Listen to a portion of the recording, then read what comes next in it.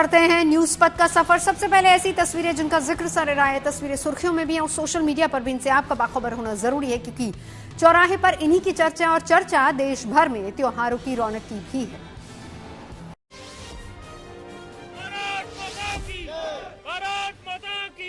देश भर में हर तरफ त्योहारों की रौनक छाई हुई है। कहीं लोहड़ी तो कहीं माघ और भोगाली बिहू तो कहीं पोंगल के रंग छाए हुए हैं।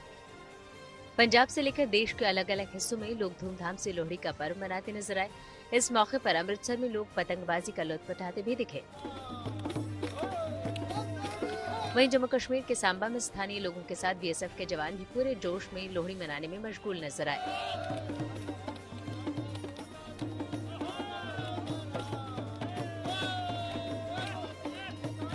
इसके अलावा दक्षिण भारत में पोंगल के रंग छाए हुए हैं। 4 दिनों तक चलने वाले इस पर्व के पहले दिन चेन्नई में त्योहार को लेकर लोगों की खुशी देखते ही बनी। उधर असम के गुवाहाटी में माघ और भोगली बिहू के शानदार छटा देखने को मिल रही है।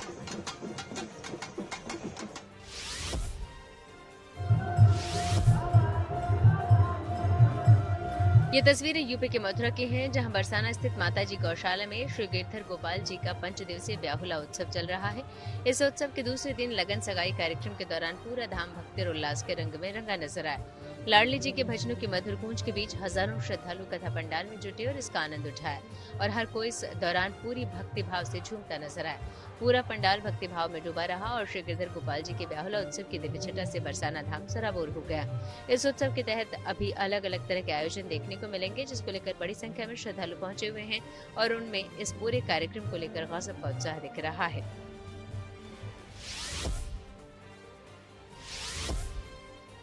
देश के कई हिस्से भीषण ठंड की चपेट में हैं। पहाड़ों में तो पानी के स्रोत तक जम गए हैं। श्रीनगर में डल झील में नाव चलाने के लिए नाविकों को बर्फ की परतें हटानी पड़ रही हैं।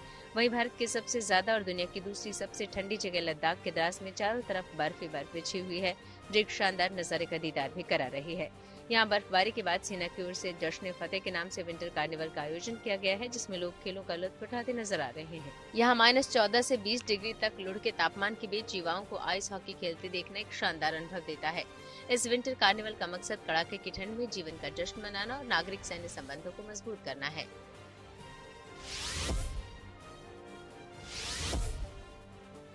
देश में पहाड़ों से लेकर मैदानी इलाकों तक में भीषण सर्दी का आलम यह है कि जो इलाका गर्मी में 50 डिग्री से ज्यादा तापमान में जलता है, वहां भी फसलों के ऊपर बर्फ की परतें जमी नजर आ रही हैं। राजस्थान के चूरू में इन दिनों ऐसी ही तस्वीर नजर आ रही है। भीषण सर्दी इंसान से लेकर बेजुबानों तक को भी कपा रही है। इसी को देखते हुए असम के गुवाहाटी के चिड़ियाघर में खास इंतजाम किए गए हैं। यहाँ हीटर से लेकर इलेक्ट्रिक बल्ब और पुआल तक की व्यवस्था चिड़ियाघर प्रशासन की ओर से की गई है, जिससे बेजुबानों को सर्दी से राहत मिल रही है।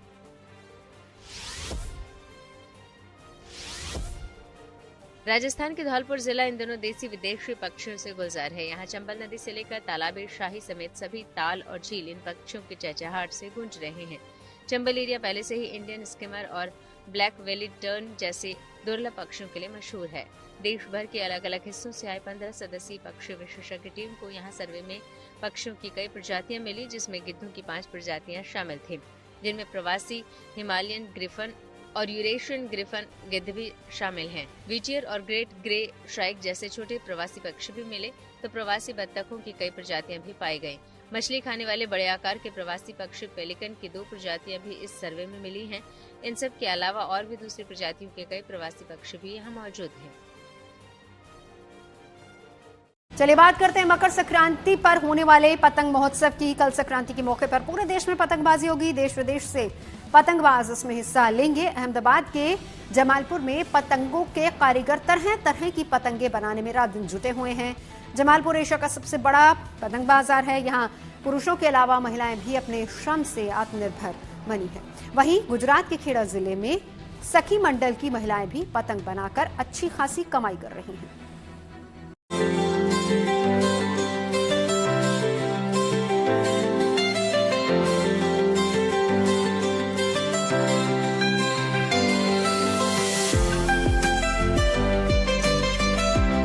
देश भर में मकर संक्रांति पर पतंगे आसमान की ऊंचाइयां नापने के लिए तैयार हैं। वहीं गुजरात में इस दिन चारों ओर काई पोछे यानी ये काटा की गूंज होगी। दरअसल मकर संक्रांति या उत्तरायण पर पूरे गुजरात में लोग जमकर पतंगबाजी करते हैं और इस दौरान कई लोग परिवार के साथ एक दूसरे के घर जाते हैं और एक साथ पतंग उड़ाकर हर्षोल्लास के साथ उत्तरायण पर्व मनाते हैं। उत्तरायण उत्सव के लिए पतंग बनाने का काम पूरे जोर शोर से चल रहा है। अहमदाबाद के जमालपुर इलाके में ये पतंगे बनाई जा रही है, जिसे बनाने में 100 से अधिक परिवार जुटे हुए हैं। जमालपुर भारत के सबसे बड़े पतंग बाजारों में से एक है, जहां उत्तरायण के दौरान और साल भर पतंगों का बड़ा कारोबार होता है। यहाँ सस्ते से लेकर महंगे और डिजाइनर पतंग, मांझा और फिरकी मिलती है, जिसमें महिला कारीगरों की बड़ी भूमिका है। ये मेरी चौथी पीढ़ी चालू है। मेरा परदादा भी ये काम करते थे और मेरे दादा भी करते थे और मेरे फादर भी करते थे और मैं भी कर रहा हूँ। और मेरा पूरा खानदान पूरा परिवार इसी में लगा हुआ पतंगों के अंदर। मेरे इसमें 350 परिवार इसमें लगा हुआ है पूरा पतंगों के अंदर। और ये पतंग तो लुकमान हकीम के टाइम से बन रही है। पतंग बनाने में किन किन सामग्री का इस्तेमाल होता है और इसे कैसे बनाते हैं, यहाँ के कारीगरों ने इसे भी बताया। इसके अलावा उन्होंने ये भी बताया कि इससे कितना रोजगार मिल रहा है। मेरे सब में पहले कटिंग होती है, उसके बाद चटिंग होती है, चटिंग के बाद डोरी लगती है, डोरी के बाद फिर उसमें कमान लगती है, फिर पत्ते लगते हैं, घीसिए लगते हैं, चाटी लगती है, सफाई होती है, नौके कटती है। एक पतंग कम से कम 12 हाथ में जाती है, 8 जगह तो बिजली जाती है और 4 जने के अंदर दूसरे एक्स्ट्रा वाले काम करते हैं। जमालपुर में आपको हर तरह की पतंगे जैसे कि अर्जिया, बड़े ढाल और फैंसी पतंगे मिलेंगी, जिन्हें स्थानीय कारीगर ही बनाते हैं, जिसमें हजारों परिवार पतंग बनाने और बेचने से जुड़े हैं। पतंग के कुटीर उद्योग से हजारों लोगों को वर्ष भर रोजगार मिल रहा है। पतंग बनना देखो तीसरे नंबर में चालू हो जाती है। जो दिल्ली के अंदर 15 अगस्त की सीजन होती है, कलकत्ता के अंदर चौथे महीने में चालू होती है, इंदौर में छठे महीने में होती है। यानी पूरे हिंदुस्तान में 12 सीजन पतंग की मिलती है, इसलिए हमको रोजगार 12 महीने मिलते रहता है। पतंग बनाने के कारोबार में पुरुष ही नहीं बल्कि महिलाएं भी बढ़ चढ़ कर हिस्सा ले रही हैं और हर महीने हजारों रुपए कमा रही हैं, जिससे वो आत्मनिर्भर हैं। मैं 15-20 साल से पतंग लगाती हूँ और अक्खा दिन में मैं 1,000 पतंग लगाती हूँ। मेरा 12 महीने तक क्या 8 महीने लगती है पतंग मेरे सी, तो कम से कम 10-20 हजार का काम होता है।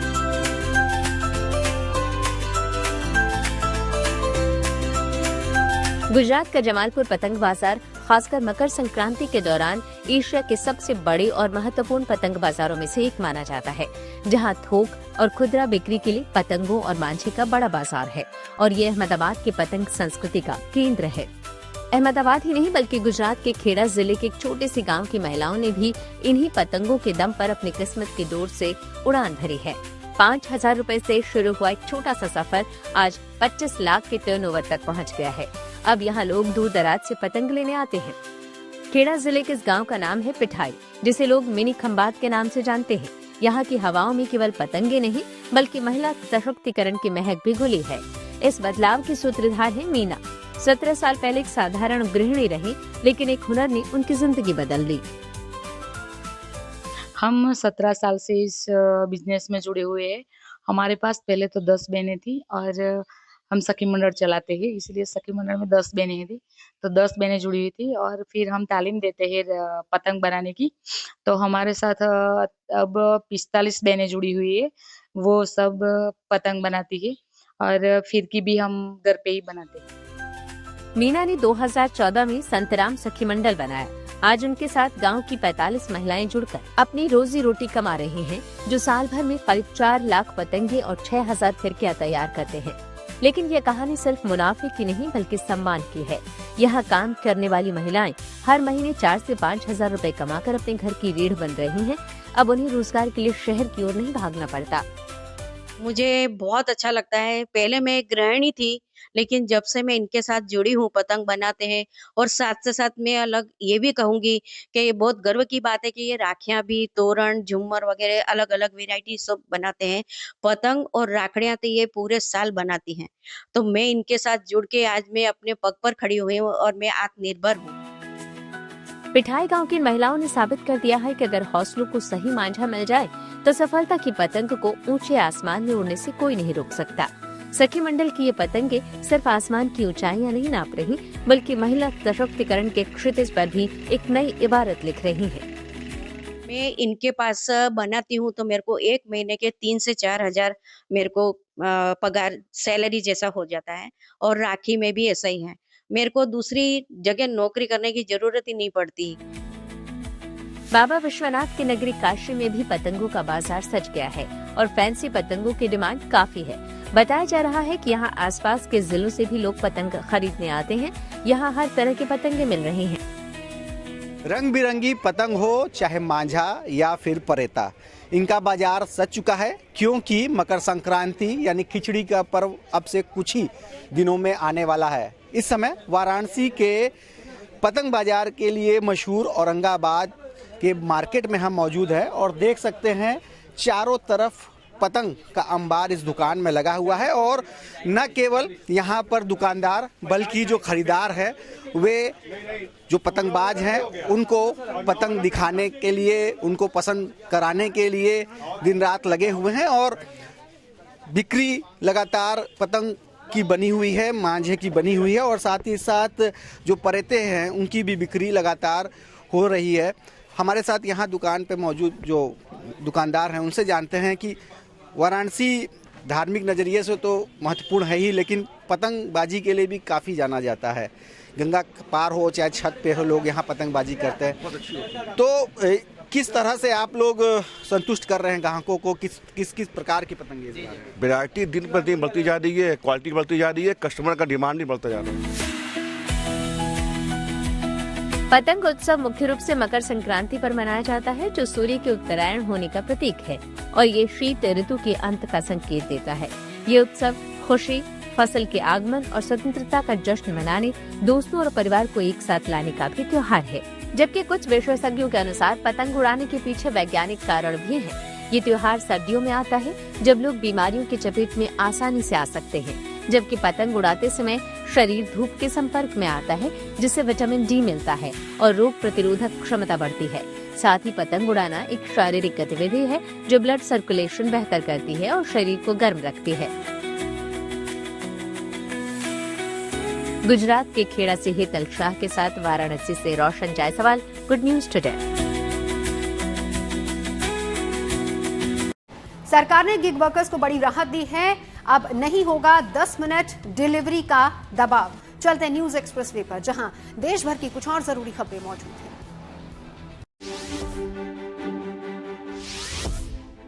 ब्लिंकिट जैसी क्विक कॉमर्स कंपनियां अब 10 मिनट में डिलीवरी का दावा नहीं करेंगी। सरकार के साथ हुई बैठक में ब्लिंकिट के अलावा स्विगी, जोमेटो और जेप्टो ने भी भरोसा दिया है कि वे अब ग्राहकों से समय सीमा का वादा करने वाले विज्ञापन नहीं करेंगे। ब्लिंकिट ने इस पर तत्काल कार्रवाई भी शुरू कर दी। इसने अपने सभी प्लेटफॉर्म से 10 मिनट की डिलीवरी का दावा हटा दिया है। केंद्रीय श्रम मंत्री मनसुख मांडविया ने हाल ही में इन कंपनियों के टॉप अधिकारियों के साथ अहम बैठक की, जिसमें उन्होंने साफ किया कि कंपनियों का बिजनेस मॉडल वर्कर्स की जान जोखिम में डालकर नहीं चलना चाहिए। लिहाजा कंपनी अपनी मार्केटिंग स्ट्रेटेजी में बदलाव करें। वहीं सरकार अब गिग वर्कर्स के लिए सामाजिक सुरक्षा और बेहतर कार्य स्थितियों पर एक व्यापक पॉलिसी बनाने की तैयारी में है। मनसुख मांडविया ने कहा कि 10 मिनट जैसी समय सीमा न केवल राइडर्स के लिए खतरनाक है, बल्कि सड़क पर चलने वाले अन्य लोगों के लिए भी जोखिम पैदा करती है।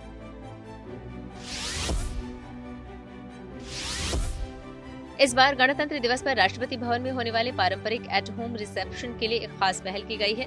मेहमानों को भेजे गए निमंत्रण पत्र में भारत की सांस्कृतिक विविधता और पारंपरिक शिल्पकला को अनोखे अंदाज में पेश किया गया है। इसमें असम, मणिपुर, नागालैंड सहित 8 पूर्वोत्तर राज्यों की पारंपरिक शिल्पकला को प्रमुखता दी गई है। राष्ट्रपति भवन ने इस निमंत्रण पत्र को विशेष रूप से तैयार करवाया है ताकि अष्टलक्ष्मी राज्यों के कुशल कारीगरों और शिल्पकारों को सम्मान दिया जा सके।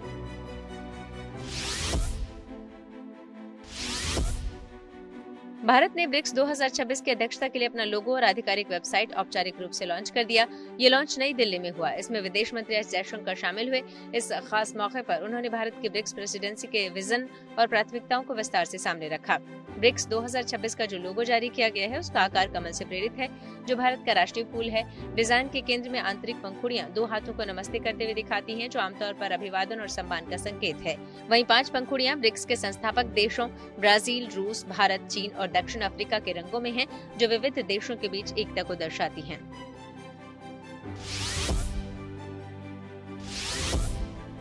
गुजरात के भावनगर में आज केंद्रीय मंत्री शिवराज सिंह चौहान का अनूठा रंग दिखा। वो यहाँ के हणौल गांव में कहीं कुएं से पानी निकालते तो कहीं सूप से अनाज साफ करते दिखे। असल में शिवराज सिंह चौहान यहाँ आयोजित आत्मनिर्भर हणौल महोत्सव 2026 में हिस्सा लेने पहुंचे थे। इस दौरान इन्होंने ग्रामीणों से मुलाकात की, ग्रामीण बाजार में घूम घूम कर ग्रामीणों और सेल्फ हेल्प ग्रुप द्वारा बनाए गए सामानों को देखा और उनके बारे में जानकारी ली। आपको बता दें कि भावनगर का हणौल गाँव केंद्रीय मंत्री मनसुख मांडविया का पैतृक गाँव है।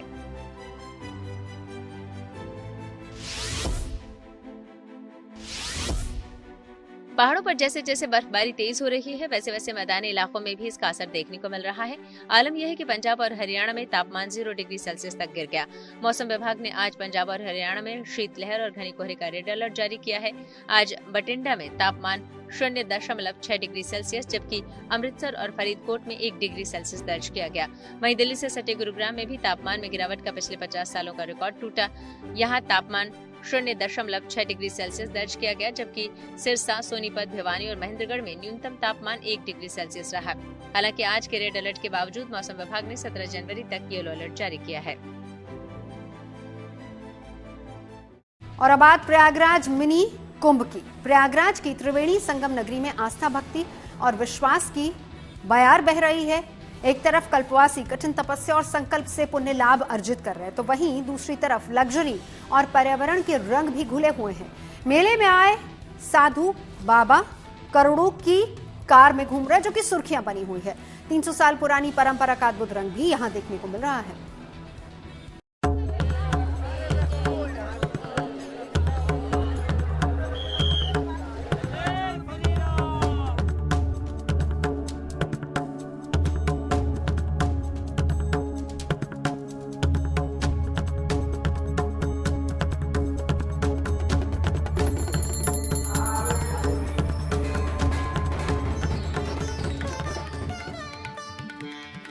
प्रयागराज, जिसे तीर्थराज यानी तीर्थों का राजा कहा जाता है, जहां गंगा, यमुना और अदृश्य सरस्वती नदियों के पवित्र त्रिवेणी संगम में आस्था की डुबकी लगाने से सारे पापों का क्षय हो जाता है, जहां हर 12 साल में महाकुंभ लगता है, जिससे ये ज्ञान, भक्ति और सांस्कृतिक एकता का केंद्र है, जिसे महाभारत और पुराणों में भी महिमा मंडित किया गया है।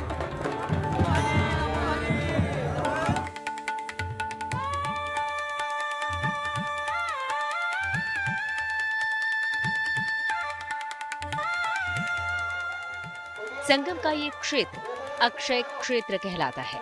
यहाँ किया हुआ धर्म कर्म हमेशा अक्षय रहता है, उसका क्षय नहीं होता है। यही कारण है कि यहाँ सदियों से पुण्य स्नान, दान की परंपरा चली आ रही है। माघ मेले की इस पावन नगरी में जहाँ हर तरफ भजन, कीर्तन और मंत्रोच्चार की मधुर गूंज है, वहीं इस बार साधु संतों के शिविरों में अब केवल साधना नहीं, बल्कि आधुनिकता और स्टाइल की चर्चा भी सुर्खियां बटोर रही है। मेले में आए जगतगुरु महामंडलेश्वर संतोष दास और सतुआ बाबा देखने में भले ही साधारण लग रहे हों, लेकिन आंखों पर लगा चश्मा बाबा की लग्जरी की कहानी बयां कर रहा है। सतुआ बाबा का चश्मा ही नहीं, बल्कि इनकी सवारी भी मेले में आकर्षण का केंद्र बनी हुई है। सतुआ बाबा के शिविर में खड़ी 3 करोड़ की कीमत वाली लैंड रोवर डिफेंडर की चर्चा हर तरफ हो रही है। सतुआ बाबा के शिविर में आने वाले श्रद्धालु केवल आशीर्वाद लेने ही नहीं, बल्कि इस लग्जरी कार को देखने के लिए भी पहुंच रहे हैं। आंखों में रेबैन का चश्मा और ये डिफेंडर गाड़ी, करीब 3 करोड़ से ज्यादा की ये गाड़ी प्रयागराज के माघ मेले में देखी जा रही है, जिसमें विष्णु स्वामी जगतगुरु सतुआ बाबा काशी लिखा हुआ है। डिफेंडर गाड़ी है और उत्तराखंड में इसका रजिस्ट्रेशन हुआ है।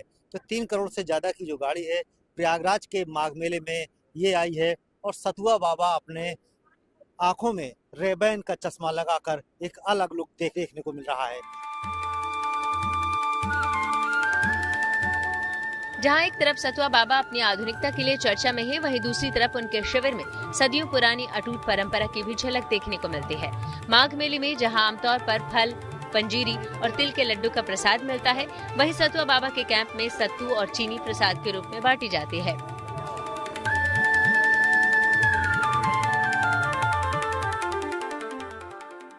हम जिस पंडाल में हैं वहाँ पे सतुआ और चीनी बांटा जाता है। इसके पीछे की कहानी बहुत लंबी है, क्योंकि यहाँ के जो महाराज यानी गुरु हुआ करते थे, उन्होंने ये परंपरा शुरू की थी सतुआ और चीनी बांटने की। तब से ये परंपरा लगातार जारी है और साल 2026 चल रहा है, मतलब वर्षों पुरानी परंपरा को आज भी ये जारी रखा गया। और सबसे बड़ी बात है कि इस पंडाल का नाम ही आप देखेंगे तो सतुआ बाबा सेवा शिविर रखा गया है। 3 करोड़ की डिफेंडर कार और 350 साल पुरानी सत्तू की परंपरा, जहां आधुनिकता के साथ प्राचीन परंपराएं आज भी मार्गदर्शन कर रही हैं। 350 वर्ष प्राचीन इस सतुआ पीठ की परंपरा है। हमारे प्रथम सतुआ जी चने का प्रसाद बांटते थे। चने का प्रसाद बांटते बांटते जब यह एक वृद्ध स्वरूप में भगवान स्वयं शिव आकर यहाँ सतुआ प्रसाद बांटने के लिए प्रथम सतुआ श्री रणछोड़दास जी महाराज जी के पास आए और सतुआ प्रसाद लेते ही वो आदृश्य हो गए और कहे कि हमेशा अब यही प्रसाद बांटा करें। तब से इस पीठ का नाम सतुआ बाबा पीठ हुआ है। इस पीठ में हमेशा सतुआ प्रसाद का ही एक प्रसाद के रूप में आम जनमानस को और जनता श्रद्धालुओं को दिया जाता है। धरती के उद्धार का संकल्प लेकर संत राम बाहुबली दास महाराज माघ मेले में पहुंचे हैं। ये माघ मेले में आने वाले श्रद्धालुओं को भगवान की भक्ति के साथ साथ प्रकृति की शक्ति से जुड़ने का संदेश दे रहे हैं। राम बाहुबली दास महाराज का संकल्प किसी तपस्या से कम नहीं है। पर्यावरण संरक्षण की अलग जगाने के लिए वे अब तक करीब 1 लाख किलोमीटर की साइकिल यात्रा कर चुके हैं।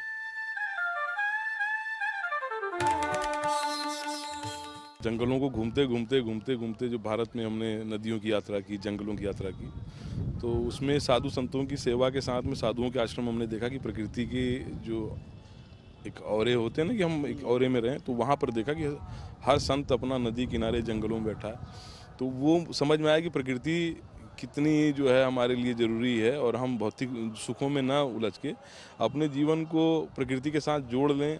और भारतीय वैदिक परंपरा का जो जीवन है प्रकृति से जुड़ा हुआ है। यात्रा के साथ साथ में ऐसा लगा कि मुझे प्रेम हो गया जंगलों से, और जंगल से जब प्रेम हो गया, जब भगवान से उस तरह का प्रेम हो जाता है, वैसे ही मुझे लगा कि ये प्रत्यक्ष रूप से भगवान का स्वरूप है। इनके बिना हमारा जीवन है नहीं।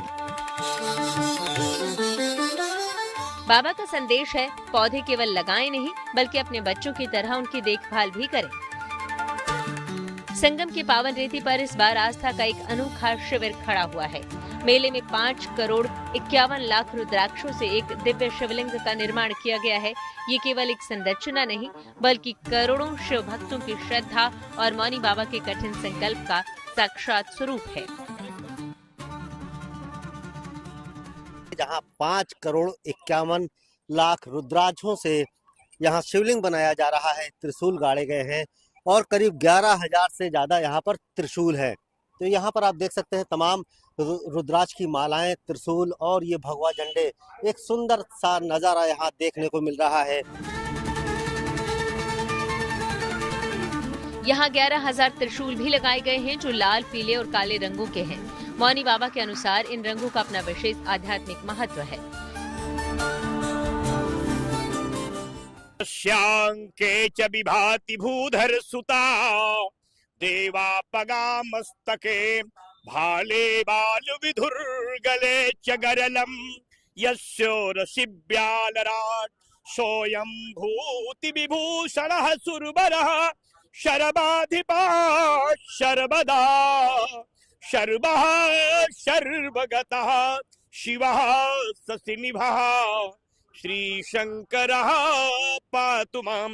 देवाधिदेव आदिदेव महादेव भगवान शिव की कृपा से तीर्थराज प्रयाग की पावन धरा पर भगवान ब्रह्मा की प्रथम यज्ञ भूमि पर अक्षय वट की छाया में त्रिवेणी की गोद में 5 करोड़ 51 लाख रुद्राक्षों से बनने वाली दुर्लभ दिव्य ज्योतिर्लिंग का निर्माण, काशी मथुरा मंदिर निर्माण सहित आतंकवाद विनाश, भारत की रक्षा, भारत की सुरक्षा जैसे बड़े संकल्पों को लेकर के स्थापित है। प्रयागराज माघ मेले में आधुनिकता और प्राचीन परंपराओं का एक साथ मिलन होता है। यहाँ सतुआ बाबा की 3 करोड़ की लग्जरी डिफेंडर कार है तो 350 साल पुरानी सत्तू और चीनी के प्रसाद की परंपरा भी है। जहाँ पर्यावरण के प्रति संकल्प है तो देवराहा बाबा के मचान पर 36 सालों से जल रही अखंड ज्योति अटूट आस्था का प्रमाण है। शास्त्रों के अनुसार जहां गंगा, यमुना और सरस्वती तीनों का संगम हो, वो ब्रह्मलोक और विष्णुलोक के बराबर का स्थान हो जाता है। प्रयागराज से आनंद राज के साथ Pankaj Srivastava, good news today. और न्यूज पथ पर आगे देखिए धन बाजार, जहां शेयर बाजार से लेकर कारोबार तक की सभी अहम खबरें मौजूद है। इसका सीधा रिश्ता आपकी आमदनी और जेब से है। तेज रफ्तार खबरों के बीच ये जरूरी खबरें छूट ना जाए, इसीलिए चलिए धन बाजार की खबर लें।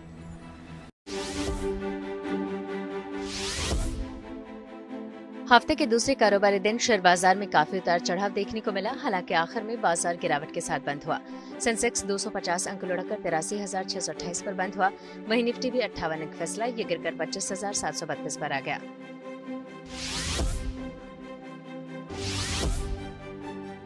सोने चांदी की कीमतों में मंगलवार को भी तेजी रही। दिल्ली सराफा बाजार में सोना 400 रुपए महंगा हुआ। इसके साथ ही दिल्ली में 10 ग्राम सोने की कीमत बढ़कर 1,45,000 रुपए की रिकॉर्ड ऊंचाई पर पहुंच गई। वहीं चांदी भी 6,000 रुपए उछली। अब 1 किलो चांदी की कीमत बढ़कर 2,71,000 रुपए के नए रिकॉर्ड स्तर पर पहुंच गई।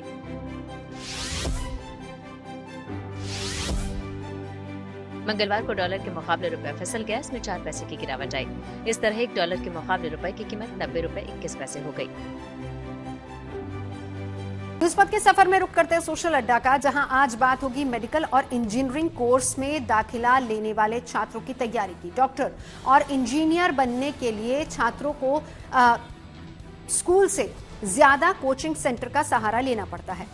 देश में बढ़ते कोचिंग कल्चर और छात्रों पर पड़ रहे मानसिक दबाव को देखते हुए केंद्र सरकार ने स्कूल शिक्षा में बड़े बदलाव का प्रस्ताव रखा है।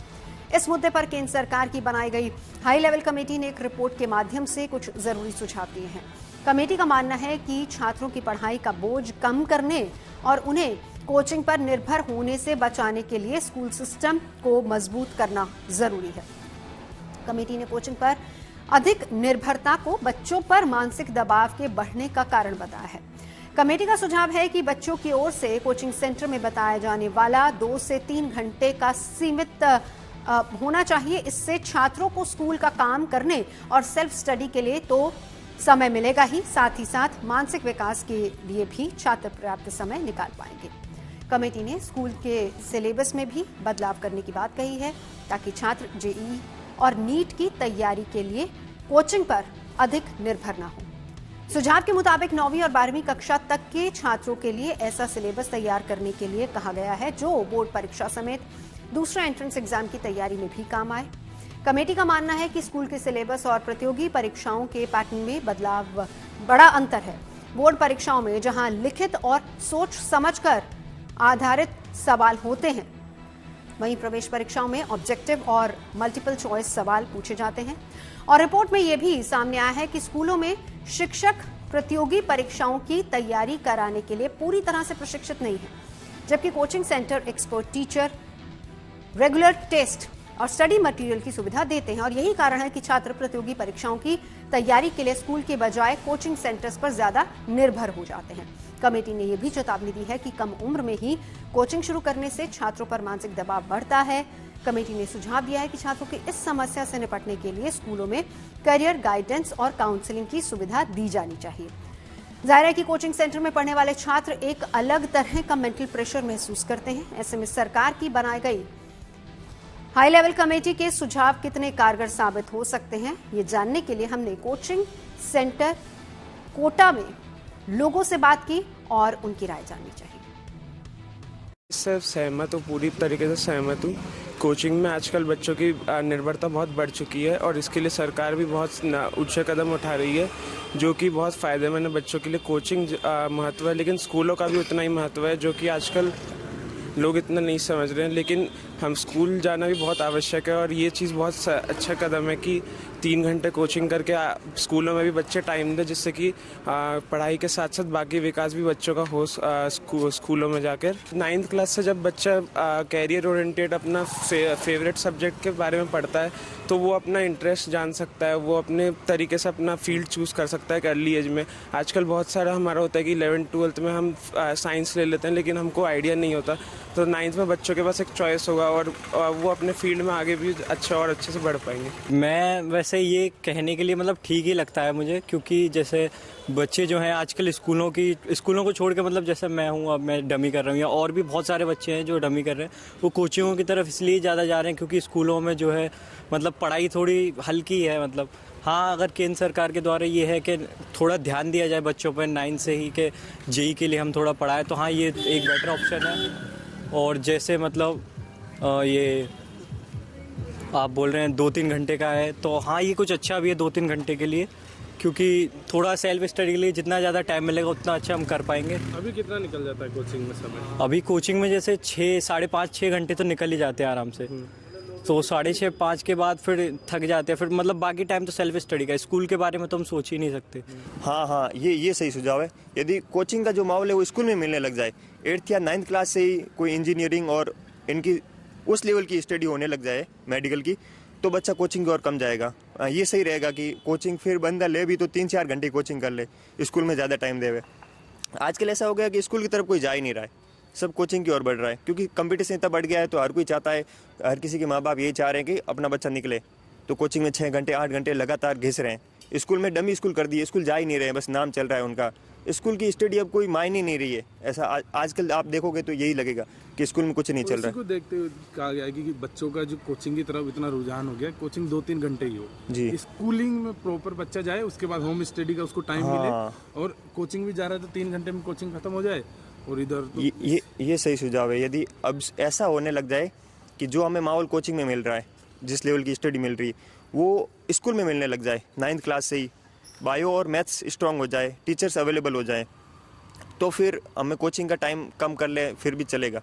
स्कूल में थोड़ा माहौल मिल जाए कोचिंग वाला, तो मतलब सीधा है कि मतलब कोचिंग है ना, उसमें हमें जो जिस प्रकार की पढ़ाई मिल रही है ना, वैसी स्कूलिंग में की जाए तो हाँ कह सकते हैं स्कूल वो मायने रख सकते हैं कि एक प्रकार का स्कूलिंग टाइम बढ़ा दें और कोचिंग का कम कर सकते हैं।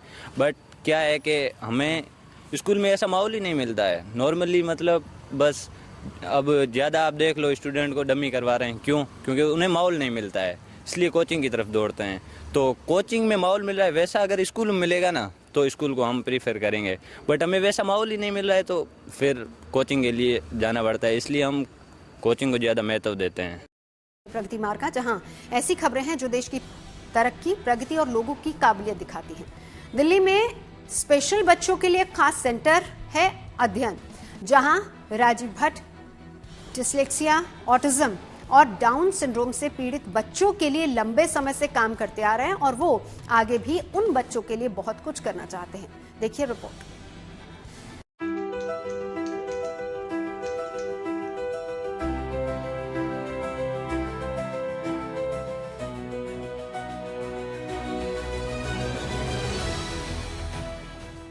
यहाँ उन बच्चों को तमाम तरह की एक्टिविटी करवाई जा रही है जिससे इनका नॉर्मल बच्चों की तरह व्यवहार हो, क्योंकि इन बच्चों को दुनिया स्पेशल चाइल्ड के तौर पर जानती है।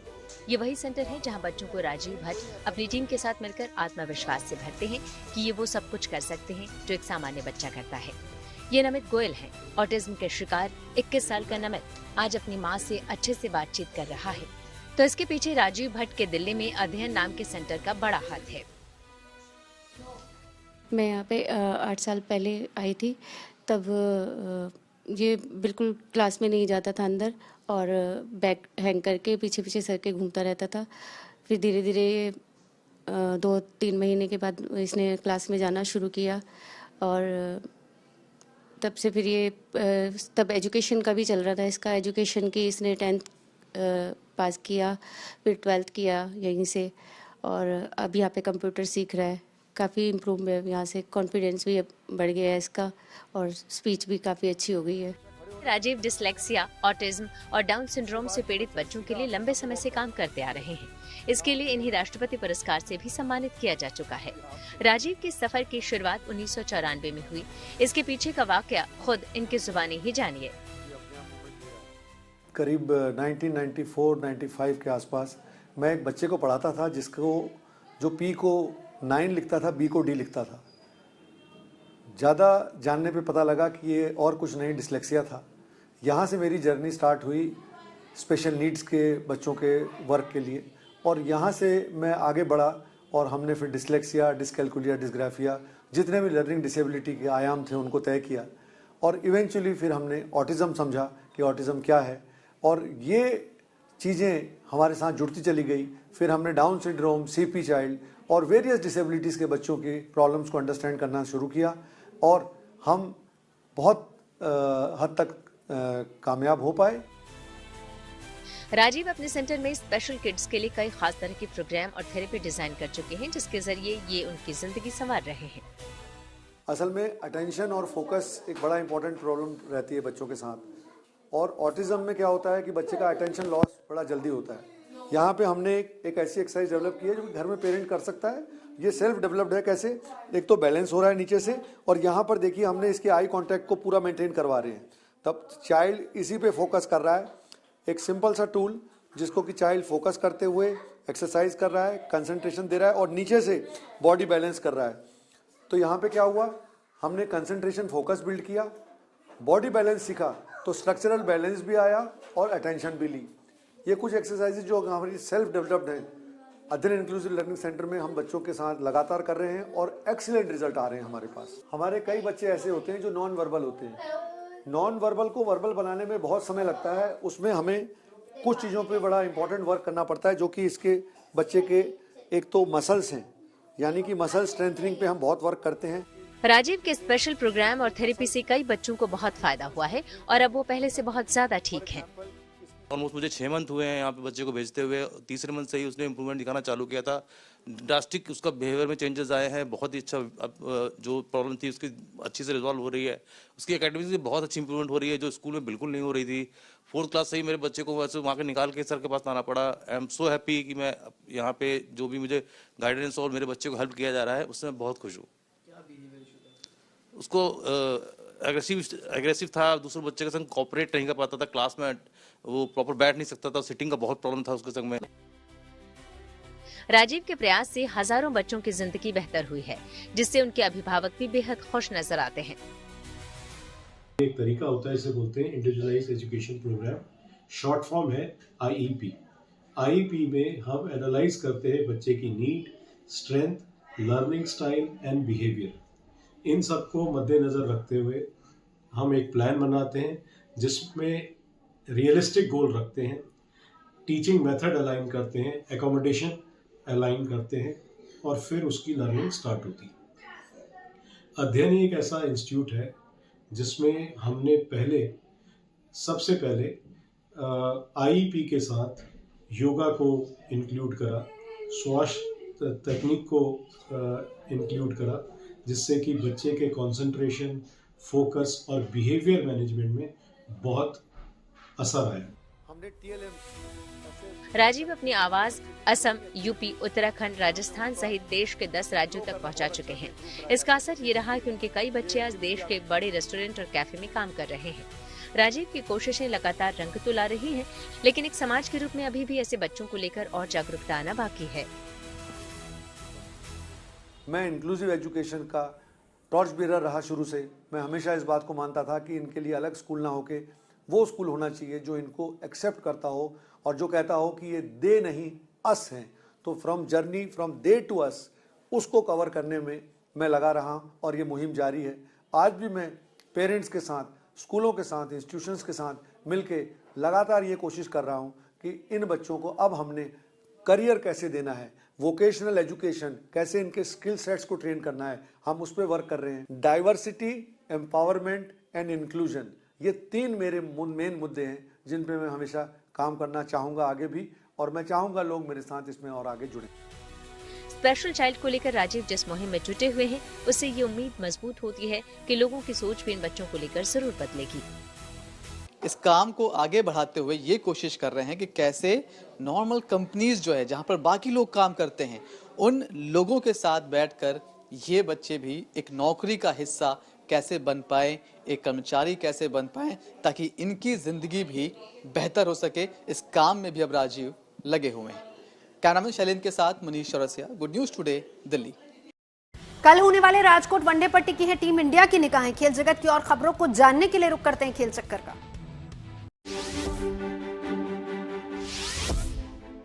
टीम इंडिया के फैंस की नजरें न्यूजीलैंड के खिलाफ वनडे सीरीज के दूसरे मुकाबले पर जमी हुई हैं, जो कल राजकोट में होगा। वडोदरा में खेले गए पहले मैच में टीम इंडिया 4 विकेट से जीत दर्ज कर सीरीज में 1-0 की बढ़त बना चुकी है। इसलिए दूसरे वनडे में जीत दर्ज कर टीम इंडिया सीरीज पर कब्जा करने के इरादे से मैदान पर उतरेगी, जबकि न्यूजीलैंड की टीम मैच जीतकर सीरीज के रोमांच को बरकरार रखना चाहेगी। विजय हजारे ट्रॉफी की सेमीफाइनल की चारों टीमें तय हो गई हैं। क्वार्टर फाइनल मुकाबले में विदर्भ की टीम ने दिल्ली को हराकर और पंजाब की टीम ने मध्य प्रदेश को हराकर सेमीफाइनल में जगह पक्की कर ली। एक दिन पहले ही कर्नाटक और सौराष्ट्र की टीम ने क्वार्टर फाइनल में जीत दर्ज कर सेमीफाइनल में जगह बना ली थी। अब 15 जनवरी को पहला सेमीफाइनल मुकाबला कर्नाटक और विदर्भ की टीम के बीच होगा, जबकि दूसरा सेमीफाइनल 16 जनवरी को सौराष्ट्र और पंजाब के बीच होगा। बांग्लादेश क्रिकेट बोर्ड ने एक बार फिर इंटरनेशनल क्रिकेट काउंसिल से T20 वर्ल्ड कप का अपने मैच भारत के बाहर किसी दूसरी जगह पर कराने का अनुरोध किया। आईसीसी के साथ हुई ताजा बैठक में बीसीबी ने सुरक्षा चिंताओं का हवाला देते हुए भारत नहीं जाने के अपने फैसले को दोहराया। इस पर आईसीसी ने साफ कर दिया है कि टूर्नामेंट का शेड्यूल और यात्रा कार्यक्रम पहले ही तय किया जा चुका है। उसने बीसीबी से अपने रुख पर दोबारा विचार करने को कहा है। न्यूज पथ में मेरी यानी नवजोत रंधावा के साथ अभी के लिए बस इतना ही। देश और दुनिया की तमाम अच्छी खबरों के लिए देखते रहिए गुड न्यूज।